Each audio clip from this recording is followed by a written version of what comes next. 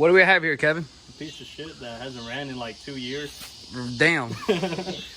But for real though, what do we got? A financial mistake. Okay, you're right about that. Got my S14, you know, a little 5.3 LS or whatever you want to classify it as. And yeah, it hasn't ran in like 2 years or so. Finally took it to counter steer and they got her going. Turns out it was just a big ass vacuum leak under the intake. That line right there, and my fuel injectors were double the size they were supposed to be. They're like 60 pounds when they're supposed to be 24 or 30, somewhere around there. Damn, that's like the 30 pounds extra. Yeah, that's double the size, you know? Sheesh. And, so it was getting flooded. Yeah.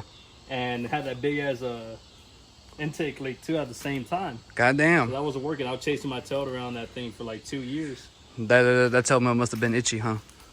I don't know. Yeah.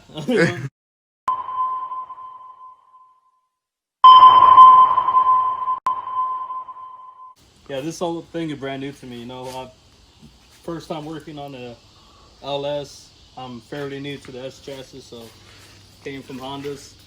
Oh yeah. But so pretty much ready to go. Her battery's dead, so I can't really start her up for you today. Damn, that sucks. Yeah, but all I gotta do so far right now is get some of those heat sleeves for these right here, because they're touching the header and stuff like that. Yeah. I just gotta tighten up my power steering lines, move a couple of my lines out the way, clean it up. Pretty much what we're gonna do today. Okay, nice. Yeah, and counter steer, like make my good old radiator fit right here. They cut into my radiator support. That Mishimoto? Yeah, Mishimoto, you know, and pretty much hooked up my steam port lines and everything like that. I see they also cut into the chassis as well. And Yeah, they the even... radiator support, they cut into it. Yeah. Because originally it comes out here, so I had no room right there at all, so they had to cut it. None whatsoever. Yeah. I mean, either way, later on, I'm going to chop the whole front end and do a tube front end. Oh, word. Yeah, so this is it. Cheers to luck. Yeah. So. What's the first move, Kevin? Try to clean up my harness away from here. What you doing right now? Trying to see if this will fit. If this fits it, and I can find a bolt, I'll just do it like this. Put out the way. That way it's not just hanging there. Oh, yeah, huh? Then later on, I'll probably move this up here. Wait, hold up. Move what? Move this Oh, okay. up here. Move these two This one? out the way. This one? And then just need some heat sleeves for the spark plug wires. So what me and Kevin did right now is we ran through a series of drill bits just to see which size drill bit is the rivet going to fit through. So as you can see, they kind of went up the size a bit here and there. But the right size that we used was a 932, right? Yeah, I'm 932. Okay, and as you can see, it's this one right here. I mean, there's no way to tell because I didn't mark it, but I remembered it.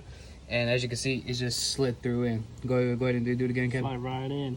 Like a glove. Yeah. So now what we about to do is apply that drill bit to right there, right next to that drill bit, because this one, I mean right next to the rivet right here, because this one, as you can see, it spins, and you do not want to do that when the rivet is like that, because that means you'll have a tough time screwing in the screw and screwing out the screw. And we're also going to apply it on this side too, right? Yeah, probably going to go here first is to get this ground out the way. So I'm guessing I'm going to put it right here. Gotcha. All right, let's see how it goes. Walking. Oh, look at that walk. Yeah, I know. Fuck it. It's making me want to walk smoking now. Just kidding. Anytime, man. Yeah, I know, right? Voila, you got yourself a nice rivet. It doesn't even spin neither. Look at that. Firm. So now he's planning to hold this ground wire somewhere right around here. What did you do there, Kevin? It wasn't there before. There it is. Pretty much just got this clamp down right here just to clean up the engine bay a little bit. Really? As it moves it out the way. These clamps right here, you say? Yeah.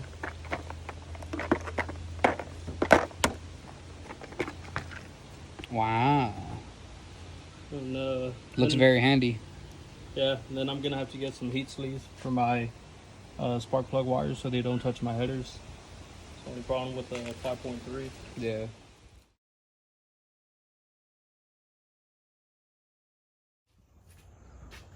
2 months later, we're back at it again. But this time we came prepared with some tools. Well, mainly Kevin did. Oh, he got some nice jack stands too. Sheesh, look at that. And some oil for the transmission. So yeah, what's the move now, Kevin? Pretty much all it needs, from what countersteer told me to get started, is fluids. So that's, you know, just the normal coolant. I got to bleed the clutch, and you check if my transmission has fluid or not. Word. So either way, I'm gonna just change it out, even if it does. Word. Alrighty, let's get to it. You out the way? Yeah. Sheesh. I hope I'm out the way. Oh God. It kind of scared me a little bit. And there you have it. She's up in the air like she's in a rally competition. Hey, I don't think that's a smart idea. What the fuck is that? I don't know. Whatever. But now we're gonna get to the transmission underneath. Should be fine. What we're about to attempt to do is get this little creeper. But what's stopping us right now is dun dun dun. They look freaking ferocious. They're like at least a palm size nest. A palm size nest. So wish us luck. Hopefully you don't get stung, bro. You're gonna make them angry. Woo! Working on a car that's on jack stands. Make sure this part is even, because over there I kind of messed it up. Make sure you're working on even ground. Yeah, for sure. That's the number one key as well. But you see how I kind of like placed that jack? I'm surprised Kevin hasn't killed me yet, or this S14 hasn't killed us yet. I'll be alright. Yeah. If not, we're just going to drift in heaven. Hey. So this side of the transmission that we're working on is the drain side, and clearly you see my buddy Kevin unscrewing the drain plug in order to get the rest of the fluid out of there. And in order to do that, we needed a 3/8 ratchet and extension to get the screw out. And there you have it. You just counterclockwise it and it'll be off, and then you'll have the fluid dripping. Let's go this way. I told him it might spew, but wait, no, this is the fill side. Oops. Hopefully you don't. We'll see. Yeah. Shouldn't though. So, yeah. And the it's the same size for this side. It's a 3/8 ratchet, or 3/8 inning. And yeah, he just took it out. Now we're gonna use the auto no tool, or the one pump chunk. So he's gonna insert that one pump chunk into this transmission fluid, and hopefully we can angle it right. It'd be way easier if we had like those lifts that the mechanics have. Nigga, what? Right? Come on. There you go. Oh.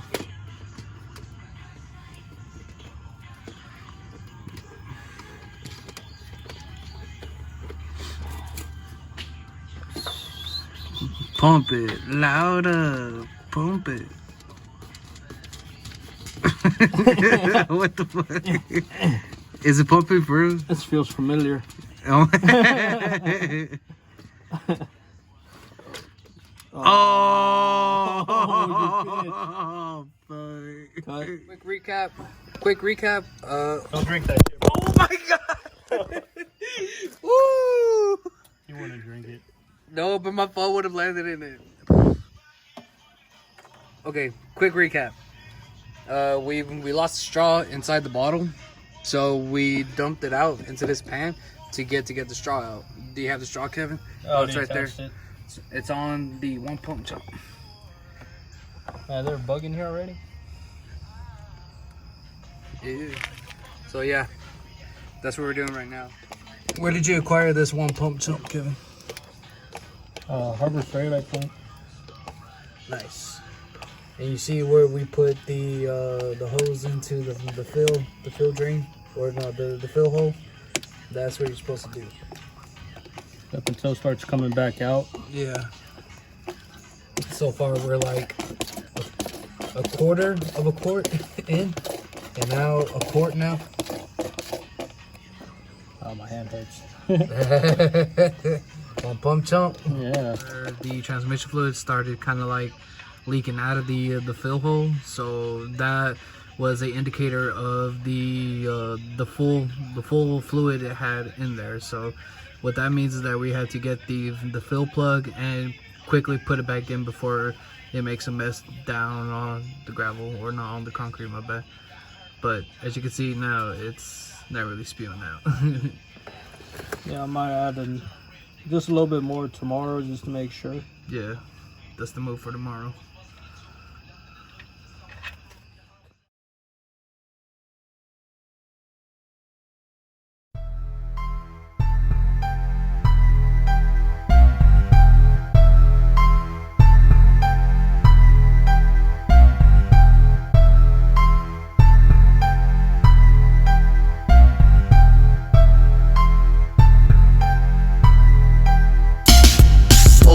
On the double, these boys want trouble. They call me Flintstone and my homies born rebel. Rebel, devil, chase them through the ghetto. Break these motherfuckers off with just one devil. Metal bracelets, facing worse incarceration.